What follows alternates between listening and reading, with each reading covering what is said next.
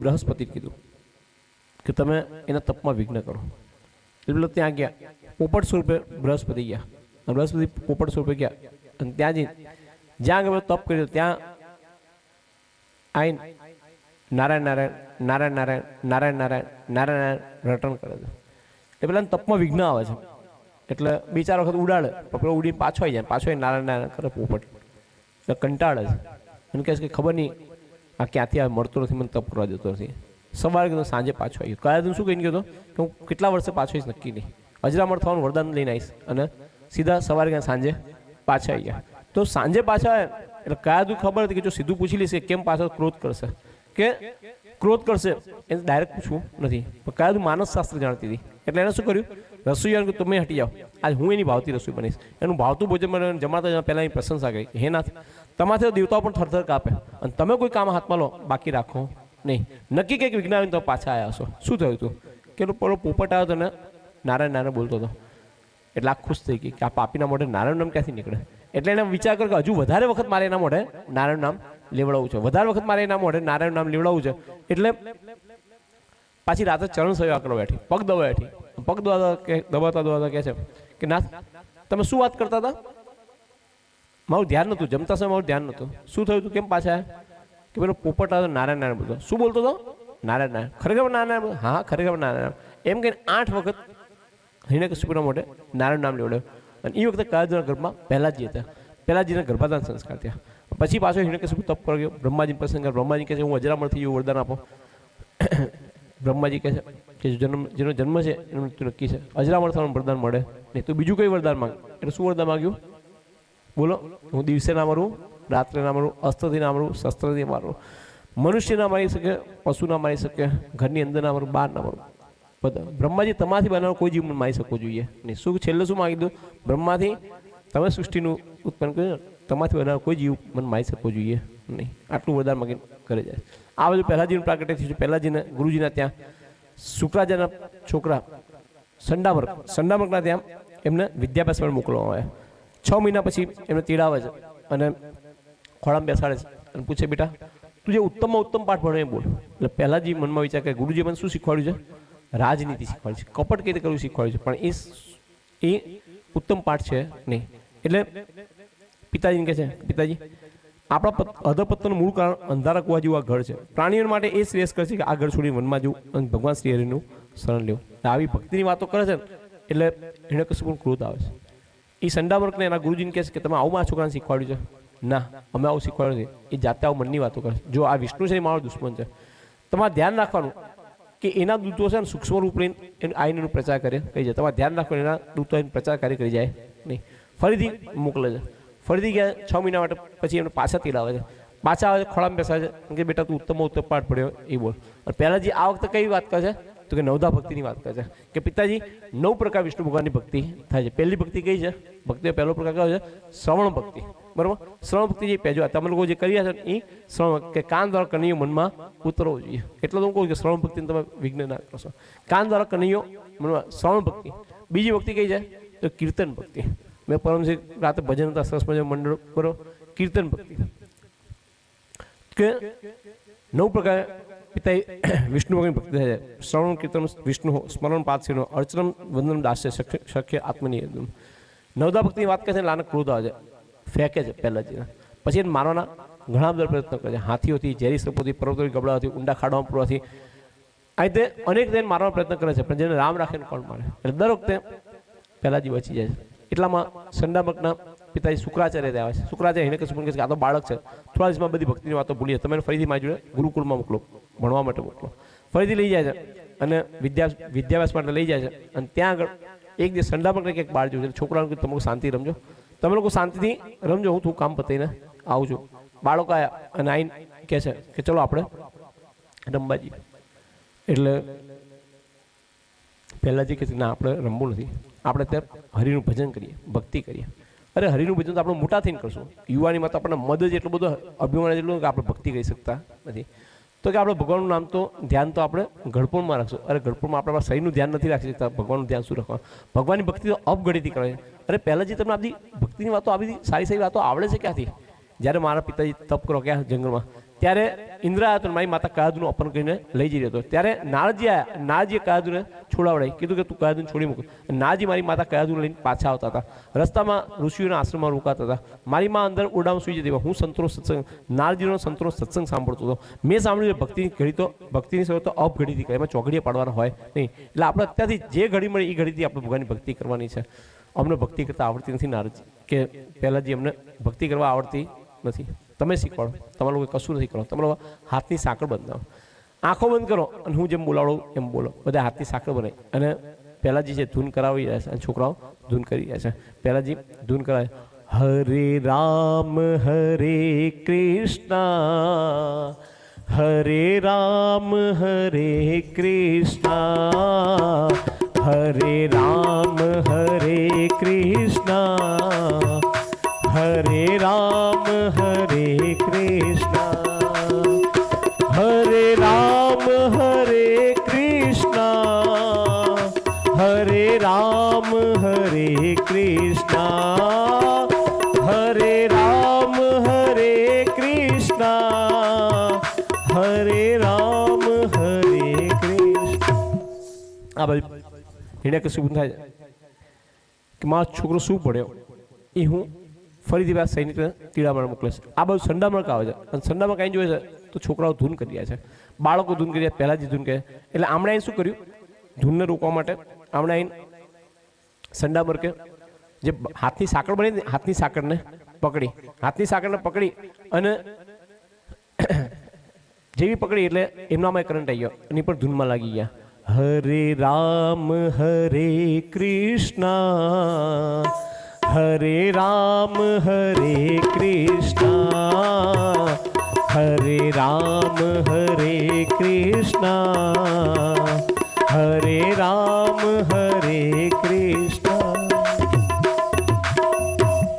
પેલો સૈનિક આવે છે, સૈનિક આવીને જુએ છે ક્યારું ગુરુજી ધૂન કરી રહ્યા છે, બાળકો ધૂન પહેલાં જ. એટલે એણે જઈને શું કર્યું, એમણે સીધું ગુરુજીનો હાથ પકડ્યો સૈનિકે, એનામાં કરંટ આવી ગયો, એ પણ ધૂનમાં લાગ્યો. પહેલો સૈનિકને મોકલ્યો તો છોકરા બોલાવટે, એ લાગી ગયો કરંટ, એનામાં કરંટ આવ્યો, એ ધૂનમાં લાગી ગયો. ક્યારનો પહેલો ગયો આવ્યો નથી, બીજાને મોકલ્યો, બીજા પહેલાનો હાથ પણ એનામાં કરંટ આવી ગયો, એ ધૂનમાં. ત્રીજાને મોકલ્યો, ચોથા મોકલ્યો, પાંચમા મોકલ્યો, છઠ્ઠા, જેટલા મોકલે ને એટલા સૈનિકો એકબીજાના હાથ પકડે અને બધાને કરંટ આવી જાય અને બધા સામૂહિક ધૂનમાં લાગી જાય.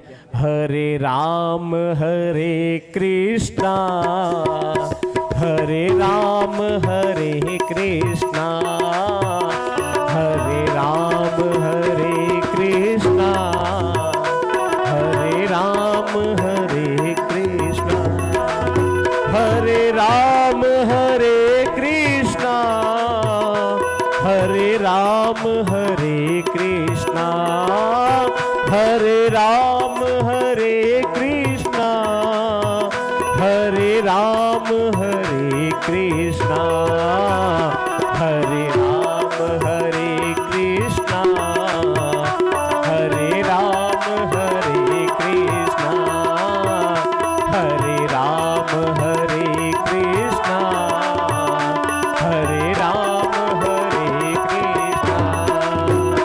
હરે રામ હરે કૃષ્ણ, હરે રામ હરે કૃષ્ણ, હરે રામ હરે કૃષ્ણ, હરે રામ હરે કૃષ્ણ, હરે રામ હરે કૃષ્ણ, હરે રામ હરે કૃષ્ણ, હરે રામ હરે કૃષ્ણ, હરે રામ હરે કૃષ્ણ. બધા ધૂન કરી રહ્યા છે. હિરણ્યકશિપુ મનમાં વિચાર કરે છે કે જેટલા સૈનિકો જાય કે પાછો આવતો નથી, બધા ત્યાં રોકાઈ જાય, હું જાત તપાસ કરવા છું. અને એ પોતે આવે છે અને પોતે આવીને જોશે, ઓહો મહેફિલ જામી છે કે છોકરાઓ ધૂન કરી રહ્યા, ગુરુજી ધૂન કરી રહ્યા, સૈનિકો ધૂન કરી રહ્યા છે, પહેલાજી ધૂન કરી રહ્યા. એટલે આનંદ ક્રોધ આવે એટલે એણે જઈને શું કર્યું, સીધું પહેલાજીનું બાવડું પકડ્યું. અને પહેલાજીનું બાવડું પકડ્યું તો આનામ કરંટ આવ્યો નહીં. કેમ? ઉડી ગયેલો ઘોડો હતો, ઉડી ગયેલા ઘોડામાં કરંટ આવે નહીં, બરાબર. ચૈતન્ય હોય ને એમાં કરંટ આવે, બરાબર. પેલો મેં તમને અહીંયા પહેલા દિવસે કીધું હતું કે હું અહીંયા શેના માટે આવ્યો છું, કે ભાઈ રામ નામના બી વાવવા આવ્યો છું, બરાબર. કનૈયાની પધરામણી કરવા આવ્યો છું. ઘરે ઘરે કનૈયા પધરામણી થવી જોઈએ. ઘરે ઘરે રામ નામની ચોપડીઓ લખાવવી જોઈએ. સનાતનનો પ્રચાર કરવાનો છે. પેલું ફળદ્રુપ જમીન હોય એમાં બી ઉગે, પણ પેલી એનએનઓસી પાસ થઈ ગઈ હોય ને ઉજ્જળ જમીન હોય ને એમાં ઉગે નહીં. એટલે અહીંયા પણ જેટલી ફળદ્રુપ જમીન હશે ને એમાં રામ નામના બી ઉગશે. પણ પેલી એનએનઓસી પાસ થઈ ગઈ હશે ઉજ્જળ જમીન એમાં રામ નામના બી ઉગશે નહીં. તમે બધા બહેનો હોય ને, બહેનો તમે લોકો શું કરો, તો અનાજ પકો ને, મગ છે, મગ પકાવો તો કુકરમાં મૂકો અને કુકરમાં બંધ કરીને સીટી વગાડો. પેલું અનાજ હોય ને, મગ હોય બધા પાકી જાય.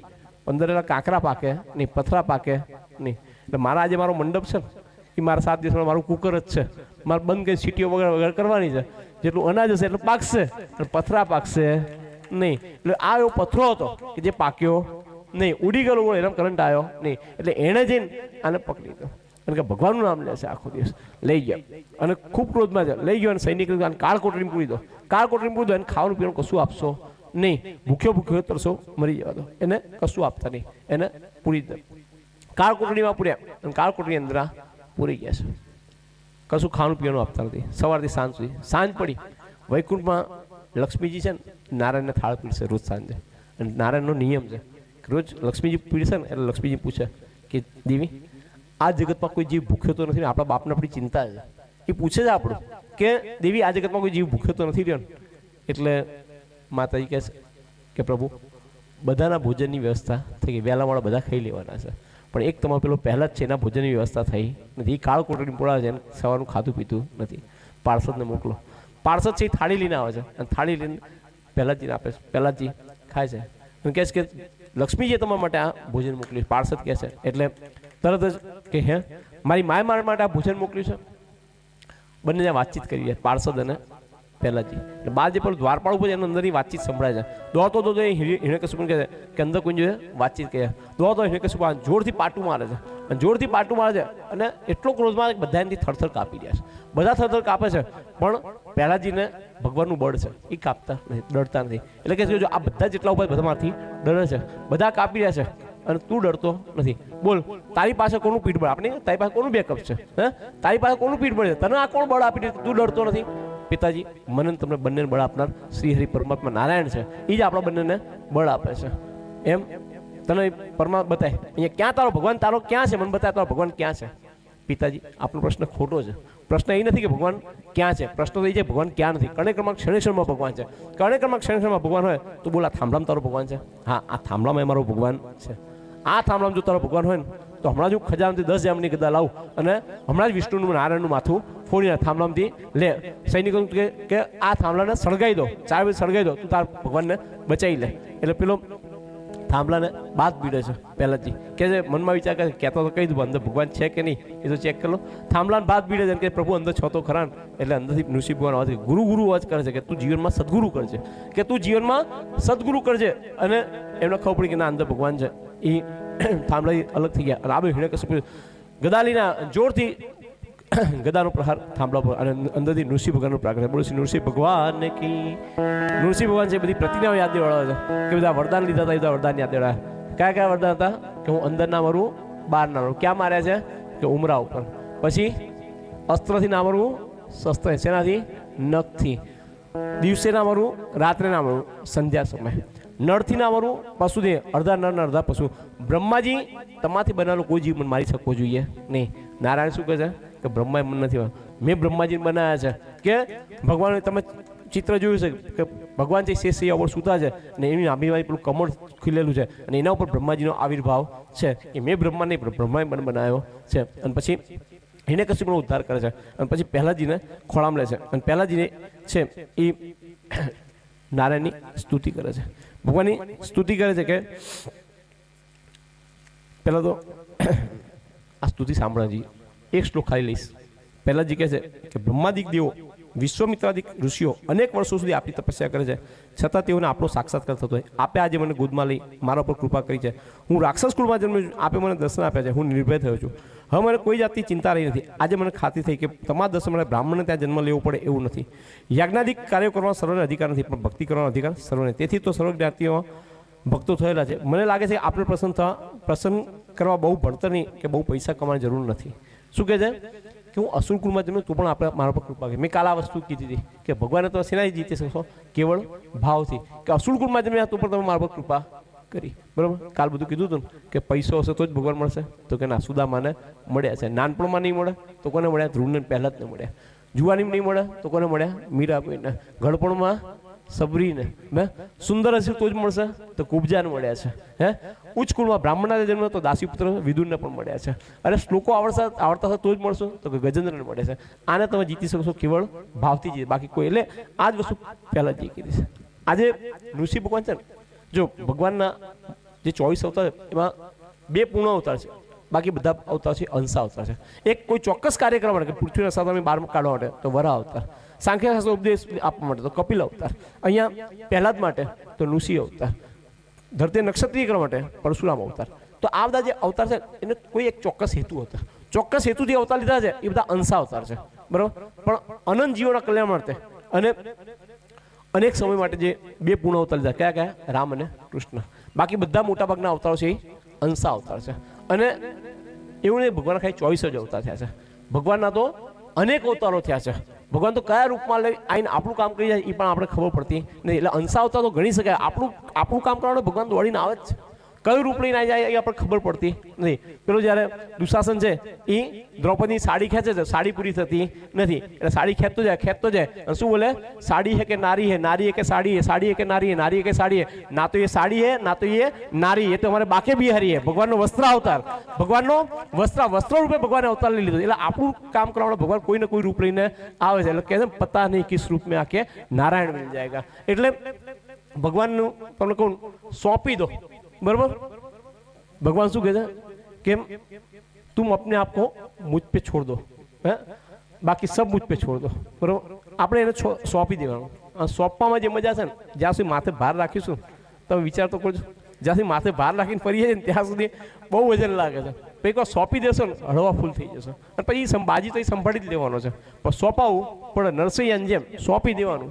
અને અહીંયા બેઠા કેટલાય લોકો છે જો હમણાં માઇક પણ બધા પોતપોતા જીવનના કહે છે કે ના અમને આ અનુભવ છે, અમે સાહેબ રોટલો મરચું ખાતા હતા અને એમાંથી અહીંયા અમે દાળિયા ગયેલા છીએ, અમે દાળિયાની મજૂરીઓ કરેલી છે. બરાબર, તો એવી સુંદર કથા. પછી 8મા સ્કંદમાં પ્રવેશ કરીએ કે ગજેન્દ્ર મોક્ષની કથા છે કે સરોવરની પાસે ગજેન્દ્રને એનો કુટુંબ ગવિલાવાળા સ્નાન કરવા ગયા છે. સ્નાન કરીને બધા બહાર નીકળે છે. જંગલનો રાજા કોણ છે? તો કે મજ્જર તો હાથી છે.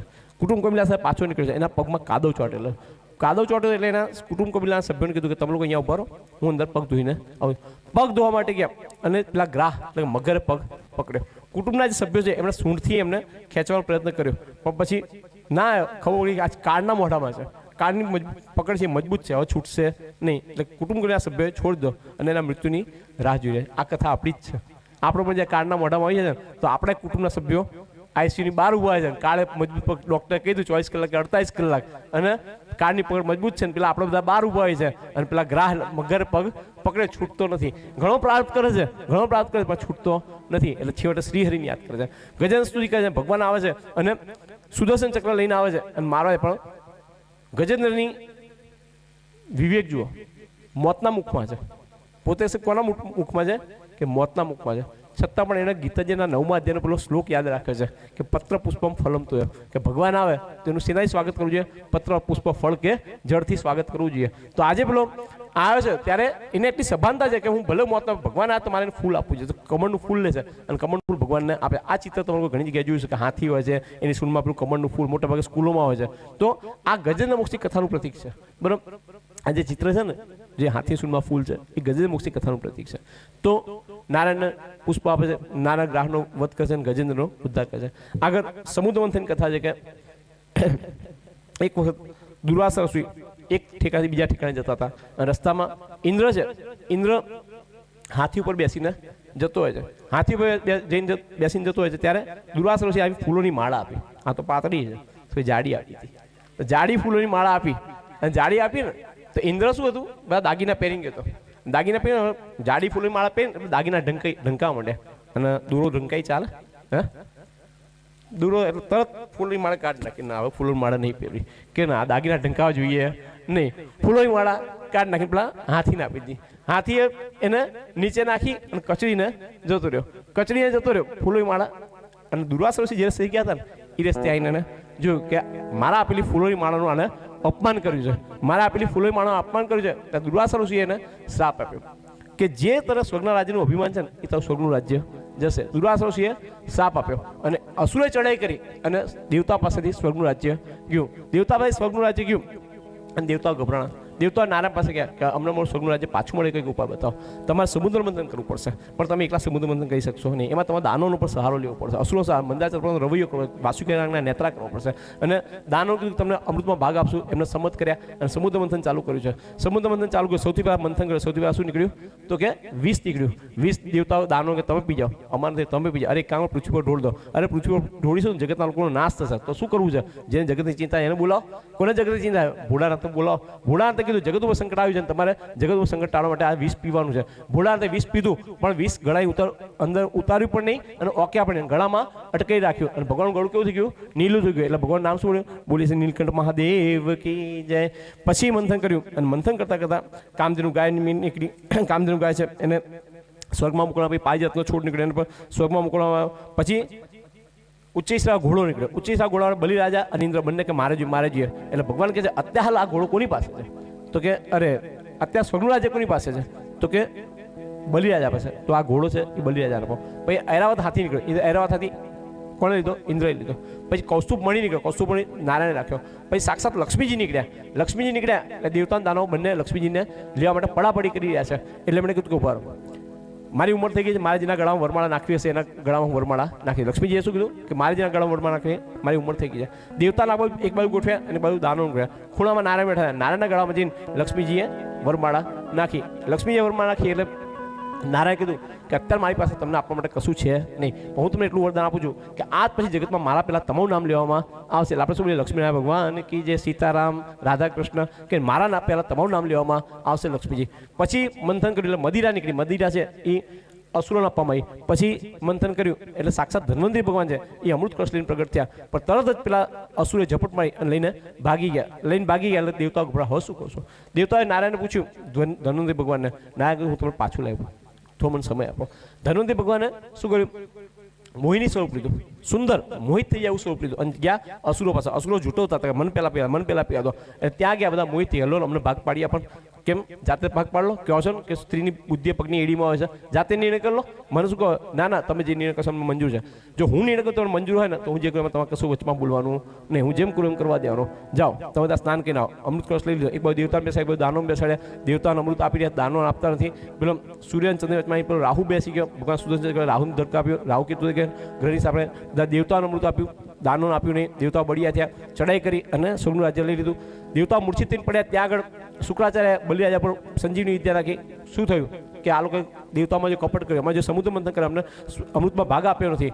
ચિંતા ના કરશો, ઘડીના છઠ્ઠા ભાગમાં હું તમને આ રાજ્ય પાછું અપાઈ દઈશ. હું તમને કહું એટલું કરો. તમે તપ કરો, યજ્ઞ કરો. અને યજ્ઞ તપના પ્રભાવ કરીને પાછા અસુરો બળિયા થયા. દેવતાઓ પર ચડાઈ કરી, રાજ્ય પાછું લઈ લીધું. દેવતાઓ ગભરાણા. અદિતિ માતા પાસે ગયા. અદિતિમાં અમને મારું રાજ્ય પાછું મળ્યો કંઈક ઉપાય હતો. અદિતિ માતા કશ્યપ ઋષિને કે આપણા છોકરાને રાજ્ય મળ્યો કંઈક ઉપાય બતાવો. તો કે આપણા જ્યાં દેવ જેવો દીકરો આવે તો આપણા છોકરાઓને રાજ્ય પાછું અપાય. દેવ જેવો દીકરો મળે કયું વ્રત છે? તો કે પયોવ્રત છે. જે લોકોને દેવ જેવો દીકરો મેળવો એમને ભાગવતના 8મા સ્કંદના 16મા અધ્યાયનો પાઠ કરવો. કે કયું છે? 8મા સ્કંદના પયોવ્રત. ક્યારે શું થાય કે ફાગણ સુધી, એકમથી ફાગણ સુધી 12 સુધી આ વ્રત કરવાનું હોય છે. 12 દિવસનું વ્રત છે. 12 દિવસ દંપતીએ ભય પૂછવાનું છે, અનાજ ખાવાનું છે, ગાયના ઘીની વાનગી ખાવાની છે અને છેલ્લા દિવસે 12 દંપતીને ગાયના ઘીની વાનગી જમાડવાની છે. આ પયોવ્રત અદિતિ માતા પયોવ્રત કર્યું અને પયોવ્રતના પ્રભાવ કરીને અદિતિ માતા સગર્ભા થયા. અને ભાદરવા સુદ 12ના દિવસે અદિતિ માતાએ અદિતિ કશ્યપ ઈશ્વરનું આરાધન કરી એમના ત્યાં બટુક સ્વરૂપે વામન ભગવાન પ્રાગટ બોલે છે. વામન ભગવાન કી જય.